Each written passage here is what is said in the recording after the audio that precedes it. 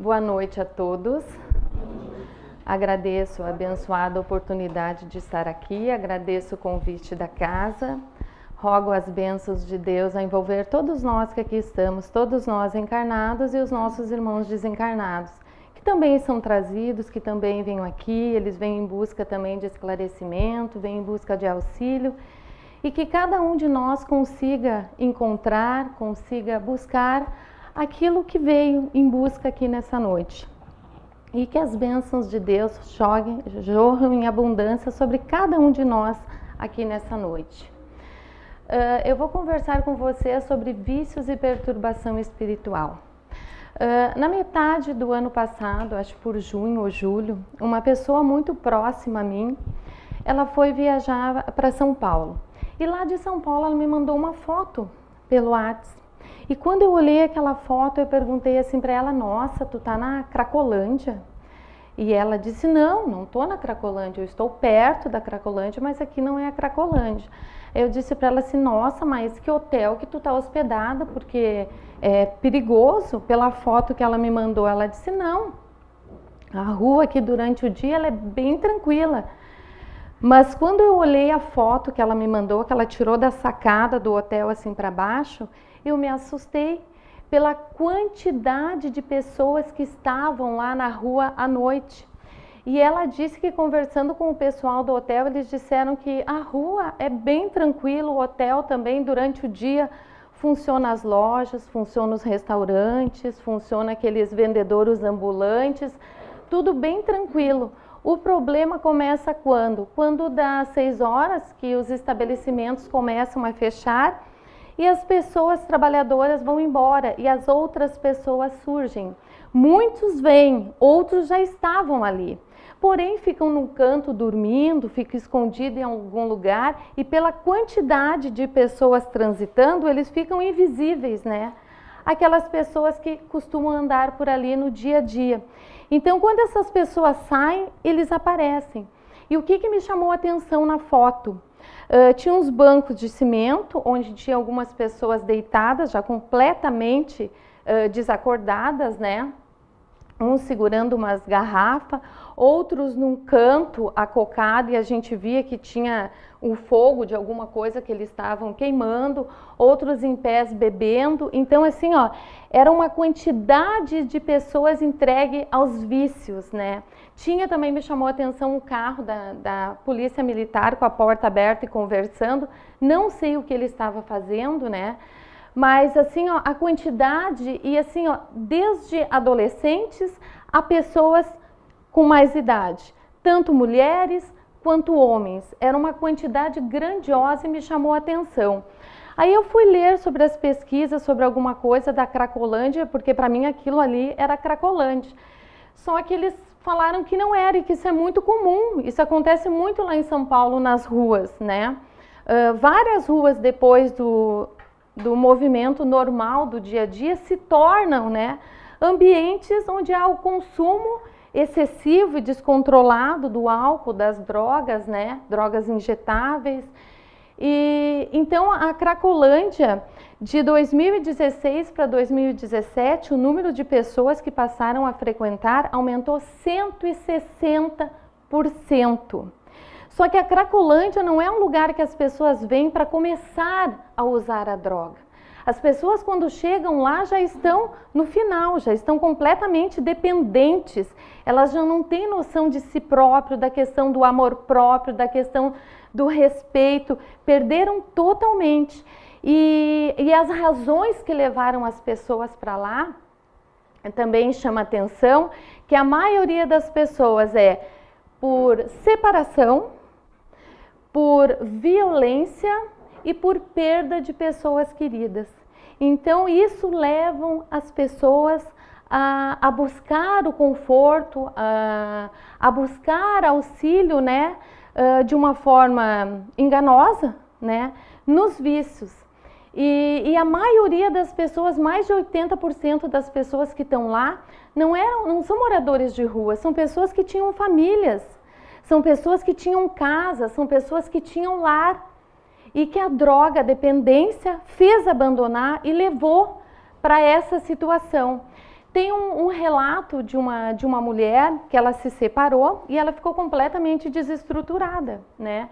E ela começou com um vício no álcool. E ela relata que ela não percebe, eles não se percebem quando começa. É uma forma tão sutil, né, que quando a pessoa se dá conta, já está completamente no fundo do poço. Então ela disse que ela estava em desespero e ela bebia. E quando ela bebia, ela tinha aquela sensação de paz, de tranquilidade, esquecia os problemas, como se os problemas tivessem sido resolvidos. Mas eles não foram resolvidos. E quando passava o efeito do álcool, a dor era maior ainda. Então ela relata, claro, que agora ela já conseguiu ajuda da família e ela está buscando esse auxílio. Mas todos nós que estamos aqui, se não é conosco, se não é com alguém da nossa família, é alguém muito próximo, todos nós conhecemos pessoas que passam por essas dificuldades, famílias que são completamente devastadas quando tem uma pessoa com essa dependência, porque a dependência química, ela causa violência, ela causa o suicídio, ela causa o homicídio. Então ela destrói uma vida não só daquela pessoa, mas de todos que estão ali junto a ela. Mas e aí nós vamos pensar assim, mas o que tem a ver isso tudo com o espiritual? O que o espiritual tem a ver? A gente não diz assim, quem morreu, morreu. Está lá quieto, não interfere, não envolve. O que tem a ver o vício com a perturbação espiritual? Lá no livro Diálogo com os Vivos, ele nos fala que a obsessão mundial pelo álcool no plano humano corresponde a um quadro apavorante de vampirismo no plano espiritual. Ou seja, assim aquele quadro, como eu vi aquela fotografia que me foi mandada, se nós pudéssemos tirar uma fotografia que pegasse o mundo espiritual, ia ter uma cena semelhante, igual. Aqui ele relata ao alcoolismo, mas a gente expande isso, né? Amplia para a questão dos vícios de outras drogas também, né? E a Cracolândia, ela não é única e exclusiva de pessoas usuárias do crack, né? Chamam de Cracolândia, mas lá tem o uso do álcool, tem o uso das drogas injetáveis, então todas as drogas. Mas de que forma?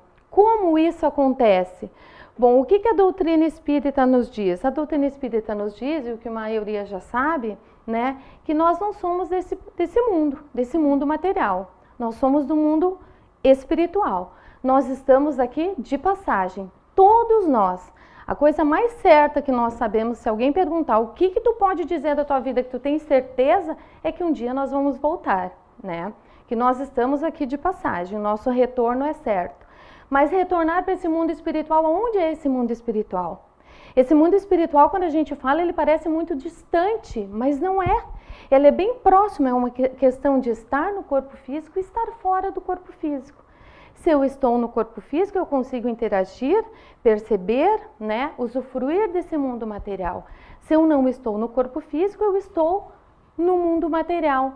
E esse mundo material, ele é muito próximo e eles se influenciam um ao outro. A gente sabe que essas influências acontecem, né? Quando eu não penso só aqui neste ambiente. O nosso pensamento ele vai e chega até o mundo espiritual.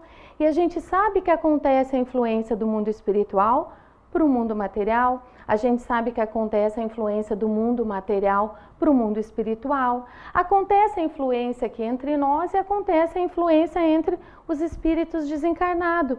Isso acontece. E por que será que acontece? Bom, se Deus permite que isso aconteça, é porque Ele sabe que isso é necessário e que isso é importante, né? Porque se nós estivéssemos aqui nesse corpo e nosso corpo fosse um casulo, e nós estivéssemos aqui neste casulo, sem possibilidade de comunicação nenhuma com o mundo espiritual, como nós iríamos orar e pedir auxílio de Deus? Qual seria a utilidade da oração se não chegaria até Deus? E sem o auxílio da oração, sem o auxílio dos amigos espirituais, aqueles que estão ao nosso lado, nós venceríamos as nossas tarefas aqui? Com todo o suporte que nós temos de amparo, nós já falhamos?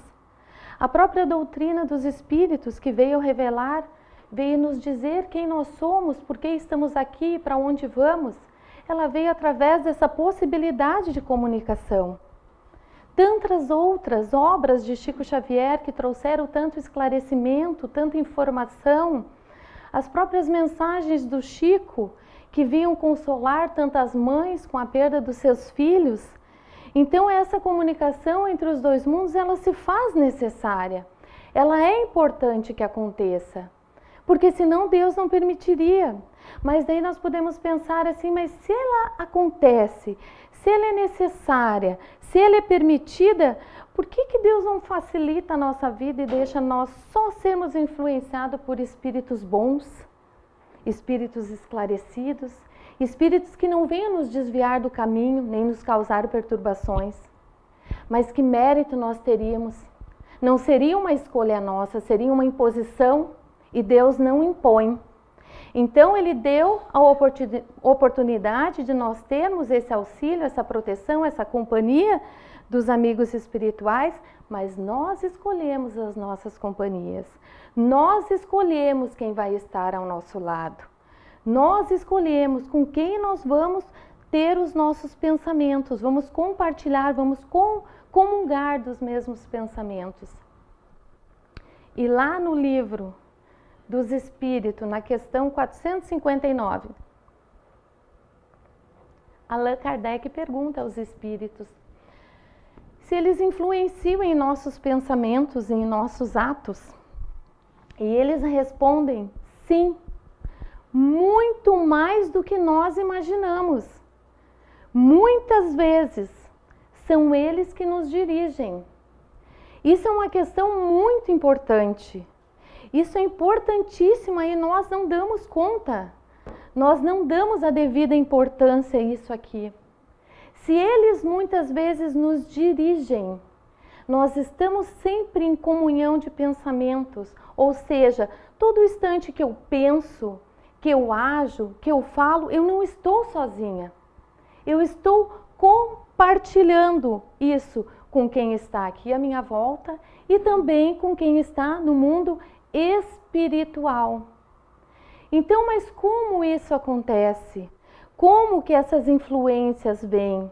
A gente sabe que é uma questão de quê? De afinidade, né? Precisam ter uma afinidade, mas o que é essa afinidade? Diariamente nós criamos um padrão, né? Um padrão vibratório, que é da forma como eu penso, é da forma como eu ajo, é os meus gostos, é as minhas tendências, né? São as minhas qualidades e os meus vícios. E isso eu crio afinidades com quem compartilha desses mesmos gostos, dessas mesmas ideias, desse mesmo modo de agir, com irmãos que estão no mundo espiritual. Então, a partir dessa afinidade, surge a sintonia, né? Nós sintonizamos. Por quê? Porque se eu pegar um rádio, botar aqui, ligar o rádio, ele vai sintonizar automaticamente? Não.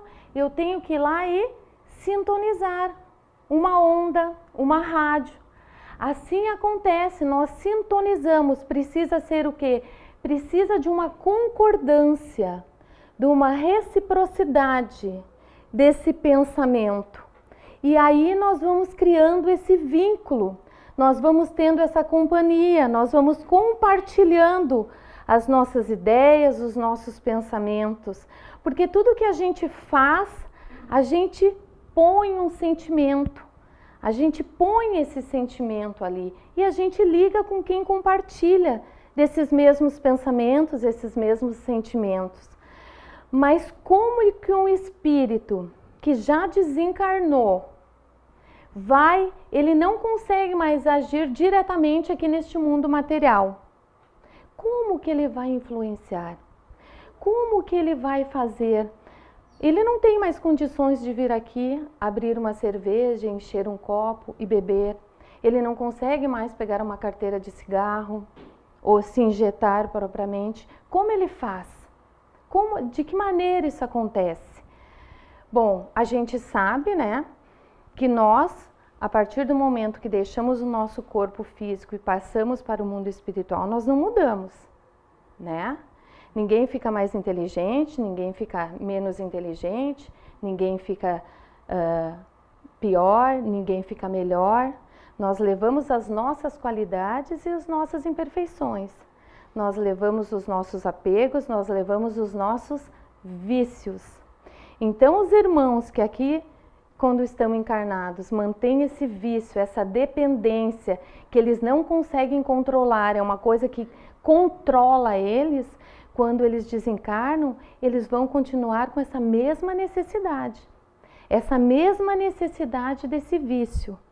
Eles vão se encontrar no mundo espiritual e vão ficar desesperados pelaquela vontade de beber, pelaquela vontade de fumar, aquela vontade de usar a droga. É uma necessidade assim incontrolável que eles levam junto com eles. E eles precisam se satisfazer, mas eles não conseguem mais agir aqui diretamente neste mundo material. Então eles necessitam do quê? Eles necessitam um desencarnado viciado em drogas e álcool e cigarro se associa a um encarnado que tem esses vícios. Eles precisam de um encarnado. Eles precisam de alguém para satisfazer as suas necessidades. O que é importante deixar claro, né, é que nós encarnados, nós não somos vítimas inocentes. Eles apenas compartilham, eles potencializam aquelas afinidades que nós temos, né? Mas nós podemos muito bem dizer não, nós podemos muito bem não aceitar as sugestões, né? Mas a maioria cede. Até porque muitos de nós não temos noções dessa realidade, dessa influenciação que nós podemos sofrer, dessa comunhão que existe, dessa ligação que existe entre o mundo material e o mundo espiritual. A maioria dos nossos irmãos são alienados a essa realidade. Encarnam e desencarnam completamente alienados ainda a essa realidade. De quem são, por que estão aqui e dessa influenciação. Então eles necessitam de um espírito encarnado para satisfazer essas necessidades. Então, quando eles encontram, quando eles se aproximam, quando eles sintonizam com alguém, eles não vão querer largar. Eles não vão querer largar. Eles vão querer ficar ali incentivando cada vez mais que isso ocorra. E tem um livro, Estudando a Mediunidade, que o espírito, eles vêm, né, com uma equipe de fazer socorro e eles entram num ambiente onde ele relata a cena que ele enxerga. Ele enxerga junto a fumantes e bebedouros inveterados, criaturas desencarnadas de triste feição. Se demoravam expectantes, algumas sorviam as baforadas de fumos arremessados ao ar, ainda aquecidas pelo calor dos pulmões que as expulsavam. Nisso encontrando alegria e alimento. Outras aspiravam o hálito dos alcoólatras impenitentes. É assim que eles fazem. Eles se aproximam e eles absorvem aquelas energias, aqueles fluidos que emanam, né, quando a pessoa expele o fumo, o álcool, toda aquela sensação de prazer, ele absorve. Tem um livro, se eu não me engano é livro O Voltei, não tenho bem certeza, que relata a questão de um pai de família que ele chega em casa e ele tem o costume, no final de tarde, de tomar aquele gole, né, de uísque. E só que tem irmãos desencarnados que já sabem dessa tendência dele, né, sempre desse horário, então eles já se aproximam. E quando ele chega, ele senta, ele abre o jornal, tem um que já se aproxima dele e diz: quero beber, quero beber, quero beber, quero beber. E ele nem se dá conta, nem vigia a questão dos pensamentos automaticamente, nem percebe se aquela necessidade é dele, se ele realmente quer beber ou não. Ele levanta, vai lá, serve, toma um gole e aquela sensação, aquele prazer satisfaz aquele irmão desencarnado. E logo o outro se aproxima e começa: eu também quero beber, eu também quero. E ele é envolvido por aquilo ali e ele bebe. Então, as pessoas nem percebem, nem se dão conta, não analisam se é uma vontade sua realmente. E eles se aproximam. E quando uma pessoa que é encarnada tem esses vícios, eles desencarnam, eles sabem exatamente onde eles vão encontrar. Qual o ambiente que eles vão frequentar, onde eles terão a maior possibilidade de encontrar pessoas que vão servi-los, que vão alimentá-los. Eles sabem aonde procurar. Eles não vão procurar aqui num centro espírita. Eles não vão procurar numa biblioteca. Eles não vão procurar num supermercado. Eles sabem exatamente os ambientes aonde eles encontram essa possibilidade de vítimas fáceis, né? De alimentá-los. Mas quando um espírito desencarnado se aproxima de alguém e ele está nessa necessidade, nesses vícios, ele se encontra em quê? Ele se encontra em desequilíbrio, em desarmonia, ele se encontra em perturbação. Então, quando ele se aproxima do campo vibratório de um irmão encarnado, né? Ele envolve com aquelas energias densas e pesadas e passa todo aquele desequilíbrio, toda aquela desarmonia, toda aquela perturbação, o irmão encarnado começa a perceber. Isso começa a dar sinais, começa a dar alguma coisa, perturbação, que gera um mal-estar, que gera uma irritação, que gera um mau humor, né? Porque se nós estamos com alguém que está em equilíbrio, que está em harmonia, a sensação que ele vai nos passar é boa. É uma sensação tranquila, é uma sensação de paz. Agora, um irmão que está nessa situação, não. Ele vai nos envolver com fluidos muito pesados, fluidos muito densos. E vai nos transmitir todo aquele desequilíbrio psíquico dele. E nós vamos captar. E isso é importante, isso é um sinal. São sinais que nós temos que prestar atenção. É um alerta de que algo está errado. Porém, nós não podemos pensar que toda vez que eu estou de mau humor, toda vez que eu estou irritada, toda vez que eu estou com mal-estar, é porque tem algum irmão desencarnado próximo a mim que está causando esse desequilíbrio, né? Então, como saber? Como saber? Nós temos que analisar se nós temos motivo, se nós temos motivos para estar sentindo aquilo. Claro, se eu estou com mal-estar, por quê? Porque eu comi algo que não me fez bem, eu exagerei na comilança no final de semana, né? Então, assim, ó, eu comi alguma coisa que eu não estou acostumado, né? Eu fiz alguma coisa, eu até bebi além da conta do que devia, né? Então, se eu fiz alguma coisa, né? E esse mal-estar pode estar relacionado a isso, aí realmente não tem influenciação nenhuma. Agora, se eu não fiz nada do que eu não esteja acostumado, meu dia de hoje foi exatamente como o dia de ontem, só que hoje eu estou com mal-estar, eu não estou legal. Aí as pessoas perguntam, tá bem? Não. O que tu tem? Não sei. Eu tenho alguma coisa, eu estou sentindo alguma coisa. Mas se tu tá com dor, eu não sei se é dor, mas é em algum lugar, mas eu também não sei o lugar, sabe? Não se identifica a razão, não se identifica da onde vem. A mesma coisa a questão do mau humor.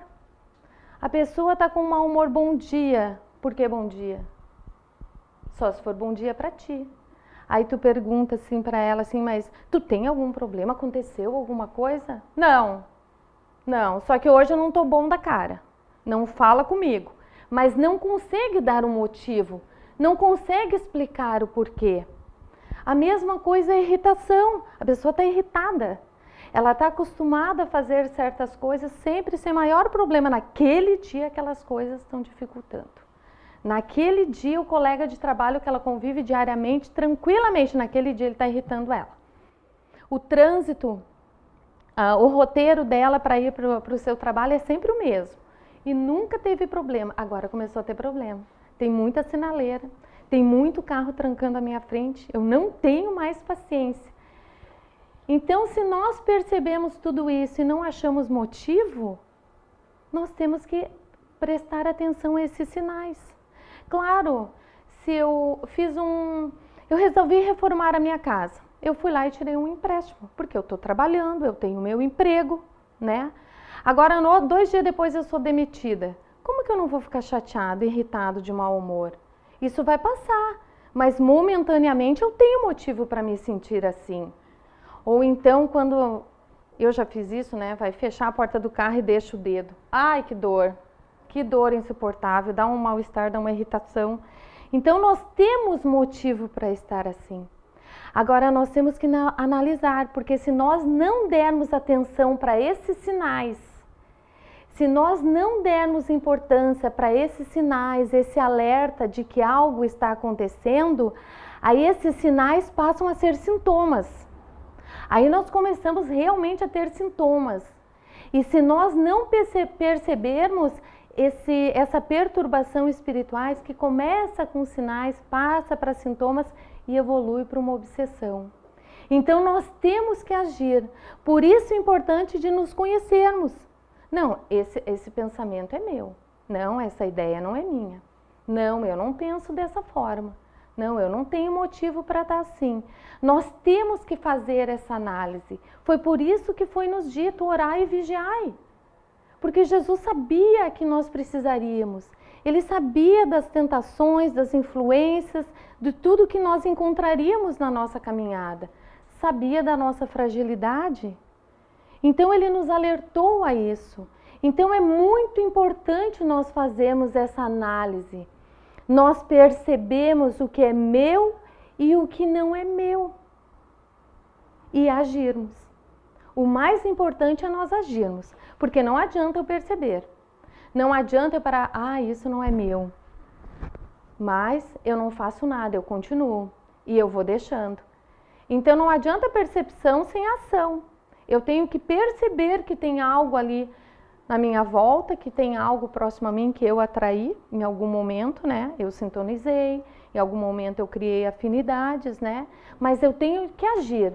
E como que eu vou agir? Como que eu vou agir? Primeiro, fazendo aquela análise que Santo Agostinho recomenda a todo mundo. No final do dia, vamos analisar o nosso dia. Vamos analisar o que nós fizemos, como nós agimos, né? Se nós agimos mais no bem, se nós agimos mais no mal, se nós perdoamos mais do que ofendemos, se nós fizemos mais a caridade do que fomos egoístas. É importante essa análise, nós temos que ter essa capacidade de nos conhecer. E nós nos conhecemos, nós sabemos, nós só temos é que parar para fazer essa análise. E aí orar. E aí orar. Porque não existe outra maneira. Está lá no Livro dos Médiuns. No Livro dos Médiuns. O ascendente que um homem pode exercer sobre o outro espírito está em razão da sua superioridade moral. É a única maneira de nos desvencilharmos, de rompermos essa sintonia, essa afinidade, de nos ligarmos com espíritos que estão em equilíbrio, em harmonia, é a nossa moralidade. E isso nos cobra o quê? Isso nos cobra as escolhas nossas diárias. Sim, eu tenho responsabilidade nos ambientes que eu frequento, eu tenho responsabilidade na leitura que eu estou fazendo, eu tenho responsabilidade nas músicas que eu estou ouvindo, eu tenho responsabilidade sobre essas coisas. Mas então eu não posso mais em ambiente onde tenha isso, onde tenha álcool, onde tem alguém fumando, onde tenha, às vezes nós estamos numa festa e a gente não percebe, mas tem alguém do lado de fora, no outro canto, né, usando droga, eu não vou poder mais? Nós podemos, mas nós temos que ter as nossas defesas psíquicas, que são as nossas defesas morais. Nós criamos um padrão vibratório e a partir de que nós nos habituamos com esse padrão, em algum momento que nós sairmos desse padrão, nós conseguimos voltar rapidamente se nós tivermos essa vigilância, se nós tivermos essas defesas morais, a nossa moralidade. Então nós temos responsabilidade sim, nas nossas tarefas diárias, no nosso modo de agir, as escolhas. Tem músicas que a gente ouve aí num som assim alucinante, que são verdadeiras cenas de sexo explícitas. Então nós temos responsabilidade nas nossas escolhas. Tem filmes assim que é só sangue, só coisa ruim. Isso altera o nosso psiquismo, isso influencia e isso nos faz ligar com quem está nessa faixa. Então nós temos responsabilidade, nós não somos vítimas. Nós não somos vítimas. Se nós somos vítimas, nossos irmãos desencarnados também são. Na verdade, somos quem? Somos espíritos, um está no mundo espiritual e o outro no mundo material, mas ambos necessitados de auxílio, ambos necessitados de ajuda. Então, por isso é importante nós darmos atenção quando esses sinais aparecem. E nós temos também que ter esse mesmo olhar com aqueles que estão à nossa volta, com aqueles que não são familiares, são amigos próximos, que a gente percebe que está passando por essas situações. Nós devemos sim fazer a nossa parte, orar também por eles, auxiliá-los da nossa forma. E André Luiz, ele relata no Diálogo com os Vivos, ele nos dá uma ideia, ele nos diz como fazer para mantermos essa nossa sintonia com espíritos equilibrados e assim nós buscarmos também o equilíbrio e a harmonia. Nós vamos nos sentir bem, nós vamos nos sentir satisfeitos, nós vamos ter prazer em fazer as nossas coisas, nós vamos ter prazer em estar com as pessoas à nossa volta. E ele nos diz o quê? Faça de Deus o seu mentor, o seu companheiro, o seu amigo e o seu sócio, reconhecendo que é nosso dever colocar-nos em Deus tanto quanto Deus, por suas leis, está em nós. Praticando o bem com o esquecimento do mal, conforme evidenciam as leis de Deus, entreguemo-nos às obrigações que a divina providência nos confiou nos quadros do dia a dia, e em matéria de sucesso e segurança, paz e alegria, o nosso próprio trabalho com a bênção de Deus fará o resto. Então nós temos que fazer a nossa parte, nós temos que pedir a ajuda de Deus e Ele nos atende. Mas nós temos que ir até Deus. E como nós vamos até Deus? As suas leis. Jesus veio trazer as leis. Jesus veio nos mostrar o caminho. Ele disse, ninguém irá ao Pai se não for por mim. Se nós não seguirmos os caminhos que Ele nos deixou, nós não chegaremos até Ele. Então nós temos responsabilidade. Nós temos que nos vigiar. Nós temos que nos analisar. Nós temos que buscar a sintonia com o anjo guardião que cada um de nós tem, com o amigo espiritual que cada um tem ao seu lado. Porque essas companhias espirituais são nós que buscamos, são nós que chamamos, são as nossas escolhas. Por isso é importante sim o nosso dia a dia, as nossas escolhas diárias, o nosso andar no dia a dia, o nosso fazer no dia a dia, o nosso falar no dia a dia e principalmente o nosso pensar, porque pensar é se comunicar. Nós nunca estamos sozinhos, foi nos dito. Nós nunca estamos sozinhos e é isso que nós temos que nos lembrarmos, que nós teremos a companhia espiritual que nós fizemos por merecer. Nós teremos ao nosso lado aqueles que dividem conosco os seus interesses, né? Que buscam as afinidades pelas nossas escolhas diárias. E isso é muito importante, porque nós aqui já temos noção, né? Dessa questão de ter o mundo espiritual aqui bem próximo a nós, de termos irmãos desencarnados aqui no meio de nós. E quando nós encontramos esses irmãos, a nossa tarefa o quê? É auxiliá-los, é tirá-los da onde eles estão, não permitir que eles nos puxem para onde eles estão. Se eles estão em desarmonia, se eles estão em desequilíbrio, o nosso dever o quê? É auxiliá-los, a achar o caminho do equilíbrio, a achar o caminho da harmonia, mas não deixar se levar. Na ânsia de auxiliar os outros, não nos percamos de vista. Fizemos a nossa parte, mas cuidando para não cairmos em tentação. Então, meus irmãos, agradeço carinhosamente a atenção de cada um de vocês neste momento. Era isso que eu tinha para conversar e para passar para vocês. E rogo mais uma vez que as bênçãos de Deus possam envolver a cada um de vocês e acompanhar nós todos hoje e sempre. Muito obrigada.